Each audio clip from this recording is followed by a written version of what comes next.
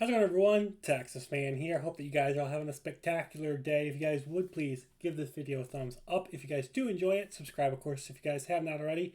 Also, do me the biggest favor of all, make sure you guys hit the bell notification button so you guys don't miss out on future videos or streams here on the channel. You guys can, of course, find me on Twitch at Douglas447. I stream there at least once a week. You guys can also recommend any movies, shows, or games you guys want me to cover here on the channel. And if you guys would please do so in the comment section down below. As always, we're going to be continuing talking positives and negatives, talking about the Last Ship TV show. I do have a Last Ship playlist here on the channel, so if you guys have missed out on my reviews of season 1, 2, or 3, I do have it all in the playlist, and I will leave a link to that at the end of this video. With that being said, we're going to be continuing on. We're going to be talking about season 4 here in this video. Obviously, you guys can get it on DVD and Blu-ray, and you can watch it on some streaming services as well. The Last Ship Season 4 came out in 2017 with 10 episodes. Yes, 3 shorter than Season 1, 2, and 3. And of course, this 10 episode format would follow into Season 5 as well, which I will be reviewing, and that should be coming out shortly. Unfortunately, Season 4 is not only boring, but an extremely pointless season. With a unthreatening villain, a season that basically felt like an extended introduction, bringing back characters for season 5's big finale. Season 4 introduces a new virus called the Red Rust, and it is a threat for our heroes to stop and have to find a cure for. Unfortunately, it's really not all that much of a threat. While you have this, ongoing conflict trying to find a cure for the Red Rust, the season just has a lot of characters. There's a lot of plot happening within 10 episodes. And if this season had more episodes, like I think there should have been like 16, maybe even 18, things would have been fleshed out. Plots could have been fleshed out. New characters could have been fleshed out. Certain things could have been sped up plot-wise. And other things could have been, more explored. The themes that are dealt with in this season include, revenge, retribution, mental trauma, love, and forgiveness for all the characters that died in the line of duty during seasons 1 through 3, especially for Tom Chandler. This season is heavily focused on Tom Chandler. It is his season dedication specifically. We get to see that he wants revenge for what has happened in the first couple episodes here in season 4. He wants retribution for everyone that's been killed, not just in the beginning of this season, but in prior seasons. We see the mental trauma, especially with the character death of Tex from season 3's finale. And characters are having to forgive him, like Texas's daughter. Be like, it wasn't your fault. He died protecting you. He died in the line of duty.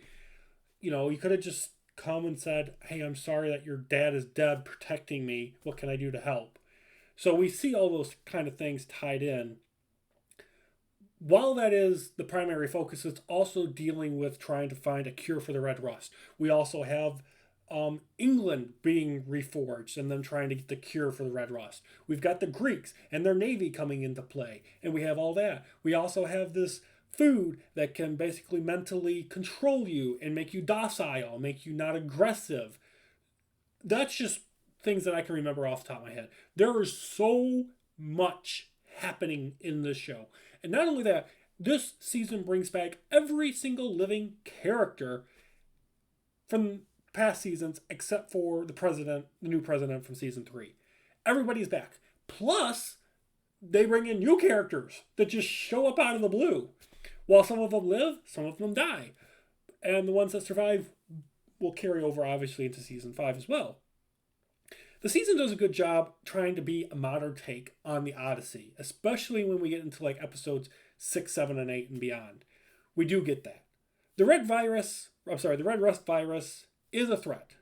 But it's just like, hey, we've gone from dealing with something that people are either going to die from or they're immune from to basically everyone's just going to starve. So I will say the Red Rust as a concept kind of worked great because it doesn't have any specific, I don't want to say prejudice, but it does feel more like, okay, starvation is more of a threat than just dying, because at least with the red virus, flu virus that was in season 1 and 2, there was a possibility of easily getting a cure, or you could just be immune to it. With the red rust, everyone's just going to starve and slowly die because of that. And that can be a cool concept, but unfortunately, it really wasn't fleshed out. It really wasn't well executed. It was more of a obstacle that they had to overcome and deal with while tackling like the Greek fleet and whatnot. It didn't feel properly, um, you know, taken care of. And even when the red rust virus is, defeated and there's a cure to it, it kind of just happens. There's no like build up, and the doc's like, oh, well, we have it, and yay, woohoo. There it just happens in like a couple episodes. Unlike the red flu virus, it took like 2 seasons to find a cure properly and get it distributed and whatnot. In this season, it happens in like 3-4 episodes, and it just gets spread to the world. And I'm just like, well, dang, that was fast. How come they couldn't do that with the red flu virus? It just feels weird that the red rust virus causing starvation somehow is more of a threat, and yet it gets tackled faster than the red flu. It just feels bizarre in that concept and idea and how it's dealt with. The season's plot really doesn't kick into gear until episode 6. Like I said, there's 10 episodes, and it takes until episode 6 starting to get going. Like the first 5 episodes, it's introducing all the new characters, bringing back Tom Chandler, setting up the action for episodes 6 and 10, setting up the introduction of the red rust virus. We get, our basic understanding of who the major players are within the season. The Greeks, the Brits, and, the Armada and everything, and all these different little locations that we're going to re-explore and reuse asset-wise for the season.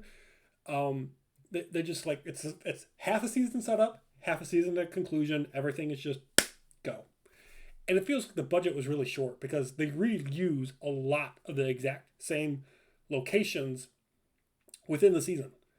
Like, this dude's mansion chilling on an island. I think they visit it like at least 3-4 times within the season.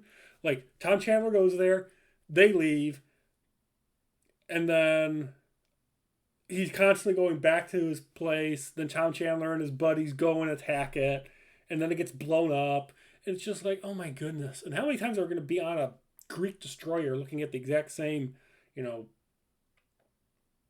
laboratory? It's like, oh my goodness. It just feels like there was a lot of stuff that was reused and not enough innovation when it comes to the season. The Nathan James versus the Greek fleet, I think that was cool. It was happy to see some ship-to-ship combat again. We really didn't get a whole lot of that in season 3. It was more of boots on the ground kind of thing, and I'm happy that, it's the last ship. We should be seeing some ship-like combat. So we do get that. I was happy to see that. It did feel kind of short. Not really explored all that greatly and in depth. It just felt like, oh, we're going to shoot a missile. Shoot it down. Shoot another missile. Shoot it down. And I'm just like, oh, come on. Can't you use the 5-inch and just blow each other up like Battleship or something? Have some fun with the thing? Like, you get this 50-inch thing and they never use it. They're just like miniguns and missiles. I'm just like, you have a gigantic cannon. Turn it and fight each other that way. Like, come on. Oh. Season 4 does conclude all the plots established at the start of Season 4. However, the season just felt rushed and not enough time to enjoy Greece and get better character development for both the new and the old characters within the season. The ending, it's satisfying, but it's nothing grand or spectacular like Season 1, 2, or 3. There's no cliffhanger. It's like, oh, I'm heading home. I'm going to pick up my kids. I'm Tom Chandler. I'm going to go pick up my kids from the island that I've just ditched for the past 9 episodes, and we're going to go to America now. And it's just like, well, that was fast. Like, the moment things get going, the moment things get intriguing and interesting, the season's over. And it's just like, why? Why is it just done and over with? It feels like a really weird season. every time I've rewatched this show, and I've rewatched this now like 6, 7 times. This is probably the 7th time I've watched it just for the sake of the review. But every time I rewatch this show from start to finish, season 4 is always something that I can just easily binge watch. And honestly, sometimes I think I've watched it once or twice the season, and I'll watch the first episode, I'll watch episode 5, and then watch 6 through 10. I will skip episode 2, 3, and 4 because of how unnecessary they are. Not just because I've seen the show so many times, but they really don't do anything plot-wise or character-wise. They're just skippable. And that's kind of sad that this season has a lot of skippable, not just moments, but episodes that really don't add much to anything happening in the grand scheme of things when it comes to the Last Ship lore and universe as a whole. So, with that, guys, I'm going to be giving The Last Ship Season 4 a 7 out of 10. Thank you guys so much for watching. Have an excellent day, and I will see you guys on the next video or stream. Bye, guys.